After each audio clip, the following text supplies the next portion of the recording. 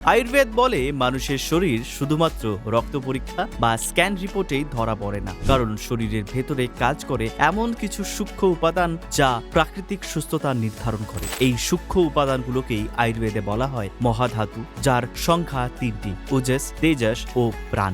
ওজস হলো রোগ প্রতিরোধ ক্ষমতার মূল ভিত্তি। শরীরে ওজস ভালো থাকলে মানুষ সহজে ভেঙে পড়ে না, শ্বাস প্রশ্বাস স্বাভাবিক থাকে, রক্ত সঞ্চালন ঠিক থাকে এবং শরীর নিজেই রোগের বিরুদ্ধে রোগ প্রতিরোধ ক্ষমতা গড়ে তোলে। কফ দোষের ভারসাম্য নষ্ট হলেই ওজস ক্ষতিগ্রস্ত হয়, যার প্রভাব সরাসরি ইমিউনিটির ওপর পড়ে। তেজস মূলত শরীরের আভ্যন্তরীণ আগুন বা হজম শক্তি, বিপাক্রিয়া এবং কোষীয় শক্তির সঙ্গে গভীরভাবে যুক্ত।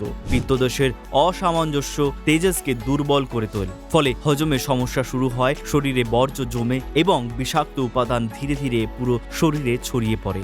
আর প্রাণ হলো সেই পুরো ব্যবস্থার চালিকা শক্তি। প্রাণ ঠিক থাকলে শ্বাস প্রশ্বাস সহজ হয়, অক্সিজেন প্রতিটি কোষে পৌঁছয় এবং স্নায়ুতন্ত্র সঠিকভাবে কাজ করতে পারে। প্রাণ দুর্বল হলে ইমিউনিটি, মানসিক শক্তি এবং শরীরের পুনর্গঠন ক্ষমতা সবকিছুই একসঙ্গে ভেঙে পড়ে। পুনর্জন আয়ুর্বেদা এই তিন মহাধাতুর ভারসাম্যকেই চিকিৎসার মূল ভিত্তি হিসেবে ধরে এবং ইমিউনোমডুলেশন থেরাপির মাধ্যমে শরীরকে আবার তার স্বাভাবিক অবস্থায় ফিরিয়ে আনার চেষ্টা করে। ভিডিওটি ভালো লাগলে লাইক করুন, শেয়ার করুন এবং সাবস্ক্রাইব করতে ভুলবেন না পুনর্জন আয়ুর্বেদা বাংলা।